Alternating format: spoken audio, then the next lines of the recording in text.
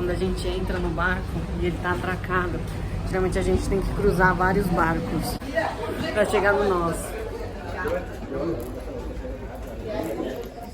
Agora a gente está aqui em Stone, que é uma cidadezinha do interior da Croácia, que significa pedra, e aqui tem uma produção de sal artesanal. Além da melhor ostra do mundo e a segunda maior muralha de pedras de todo o planeta Terra.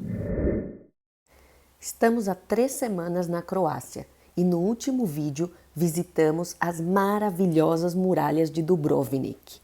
Agora nos preparamos para nos despedir da cidade que é a pérola do Adriático, para embarcar num cruzeiro de 7 dias pelas principais ilhas da Croácia. A bordo desse pequeno iate, fizemos uma viagem de 7 dias entre Dubrovnik e a linda Split. Durante o percurso paramos em várias ilhas. Paramos na ilha de Milé para visitar o Parque Nacional. Visitamos a segunda maior muralha de pedras do mundo em Stone e as ilhas de Korčula, Vis, Hvar e Bol. Começaremos com a cidade de Stone e a segunda maior muralha do mundo, só perdendo para a da China.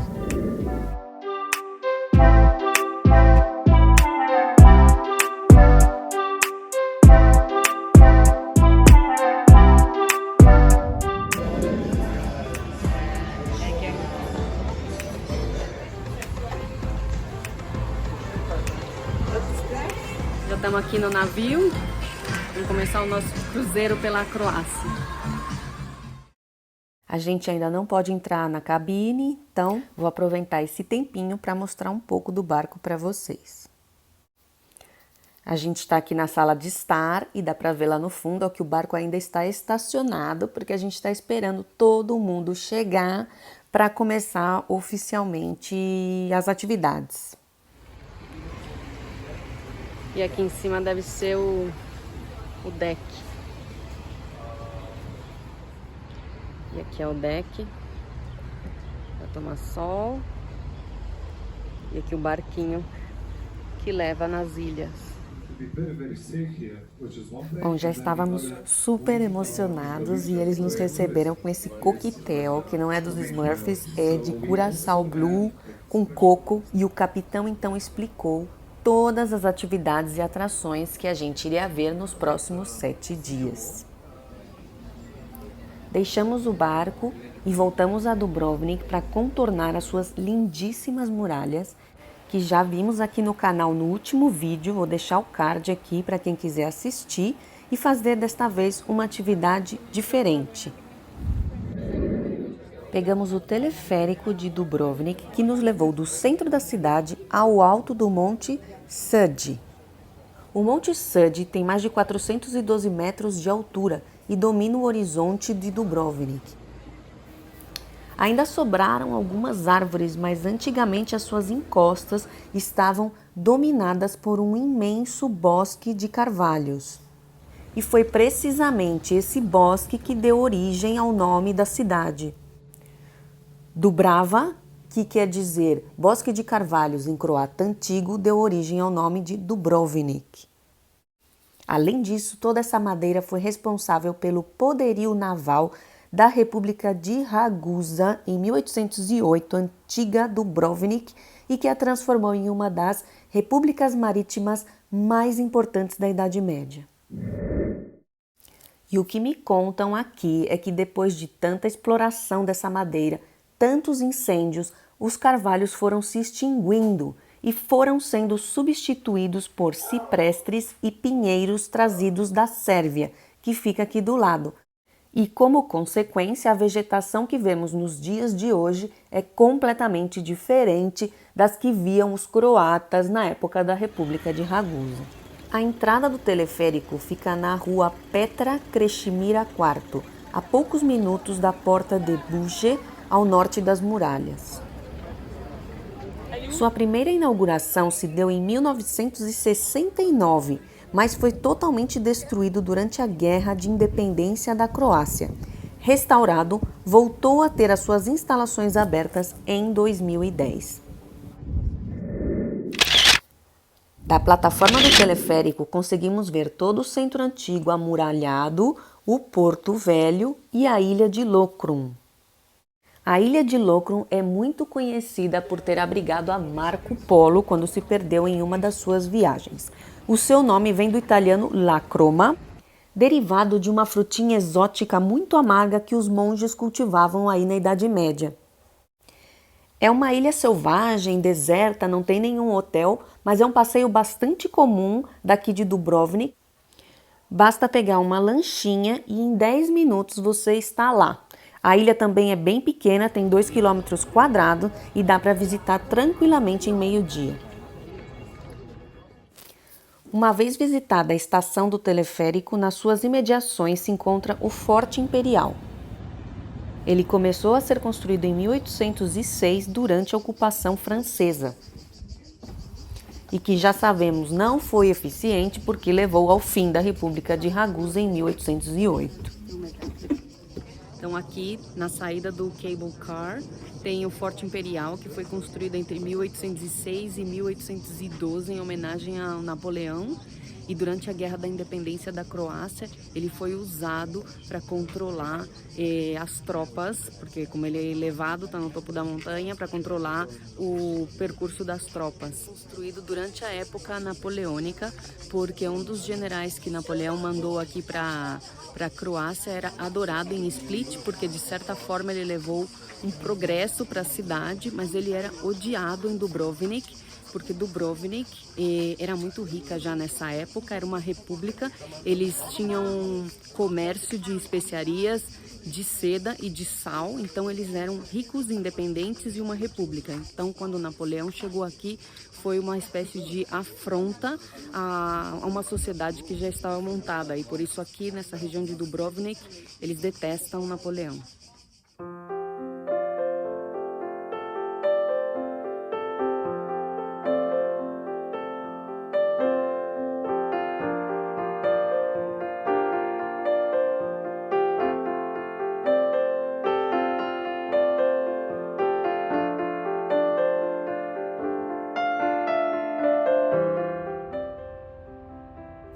De volta ao barco, depois de um rápido almoço, começamos nosso caminho em direção a Stone.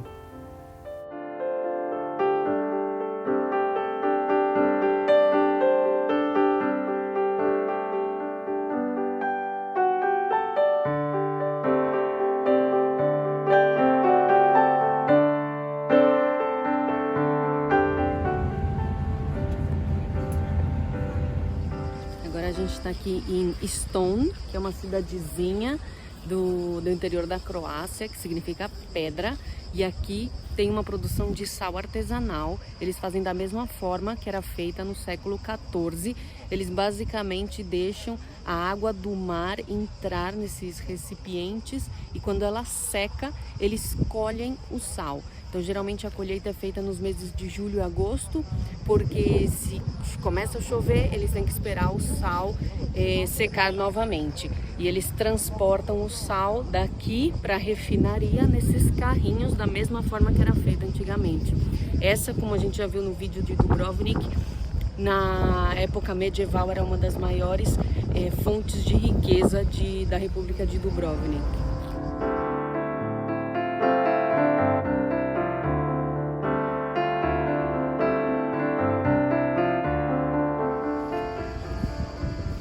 E finalmente chegamos à atração número 1 dessa pequena cidade, a segunda maior muralha de pedras do mundo. Isso mesmo, as muralhas de Stone têm mais de 5 quilômetros de extensão, enquanto que as muralhas de Dubrovnik têm 2 quilômetros. Isso a torna a estrutura defensiva mais longa da Europa e é por vezes referida como as muralhas europeias da China. As muralhas de Stone foram construídas entre os séculos XIV e XV como uma defesa adicional para a República de Ragusa, a antiga Dubrovnik, e para proteger as lucrativas salinas da região. A cidadezinha de Stone foi construída com uma estrutura regular de ruas, sendo a mais larga na direção norte e sul, enquanto as mais estreitas vão correndo verticalmente a elas na direção leste-oeste. Ela começou a ser construída a partir do ano de 1333, juntamente com a construção das muralhas, que eram a prioridade número 1 do governo de Dubrovnik naquela época. A segunda prioridade eram os edifícios públicos, como a residência do reitor de Stone, a Catedral de São Blasius, o monastério franciscano, as praças e a fonte. A cidade foi sendo totalmente construída com os restos das pedras da muralha e também com pedras da parte da muralha que foi destruída durante as invasões. A cidade foi quase que totalmente destruída no grande terremoto de 1667 e as partes que foram reconstruídas têm uma pedra mais clarinha. E isso é de propósito, porque como aqui é patrimônio da humanidade, eles querem que se perceba que as casas foram reconstruídas.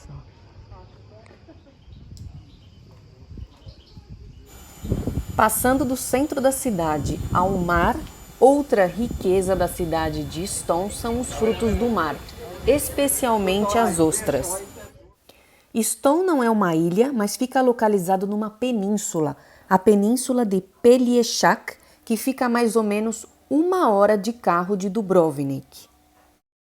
Nesta mesma península fica outra cidadezinha famosa chamada Mali Stone, que significa Pequena Stone, a mais ou menos 1,5 km na parte norte da península.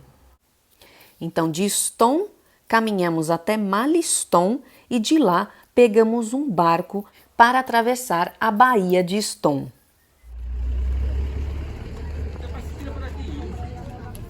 A Baía de Mali Stone é uma reserva natural super conhecida pelo cultivo de ostras. O barco passa por diversas fazendas de ostras. Esses barris negros, por assim dizer, são os berçários das ostras, onde elas são cultivadas pelas diversas fazendas que tem na região. Nós fomos a uma fazenda de ostras e mexilhões chamada Ostriga Stone, que é uma fazenda familiar em que eles cultivam as ostras, os mexilhões e o próprio vinho que eles te servem lá. Segundo as explicações que eu recebi, a ostra cultivada na Baía de Mali Stone é a rainha de todas as ostras. Esta ostra é da variedade Ostrea edulis e, de acordo com o que me falaram, o sabor tão diferente e tão rico desta ostra em especial vem da mistura da água do mar com a água doce presente na baía. Eles explicaram também que, como eles sabem o horário que a gente vai chegar para a visita, eles retiram as ostras e os mexilhões da água somente 10 minutos antes da nossa chegada, para que a gente possa apreciá-los com um limãozinho da maneira mais fresca possível. Um fato super curioso que eles comentaram é que em toda a fazenda de ostras se cultivam também mexilhões, porque a fazenda realmente é de ostras, mas os mexilhões eles se aderem às redes em que estão as ostras e então toda a fazenda de ostra passa a vender também mexilhões.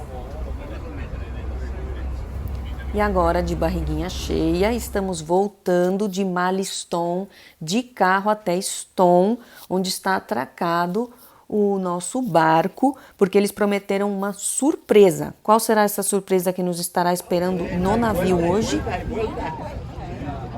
barco, e ele está atracado. Geralmente a gente tem que cruzar vários barcos para chegar no nosso.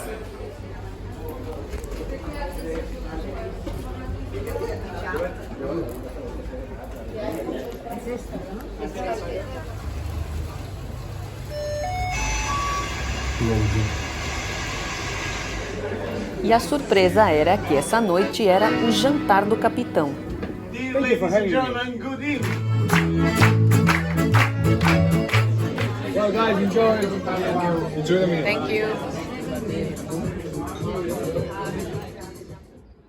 E no próximo vídeo visitaremos o incrível Parque Nacional de Milé.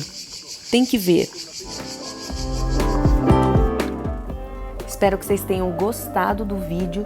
Não esquece de deixar o seu like, de se inscrever no canal e de compartilhar com todo mundo, para que todo mundo visite a Croácia. Tchau e até o próximo!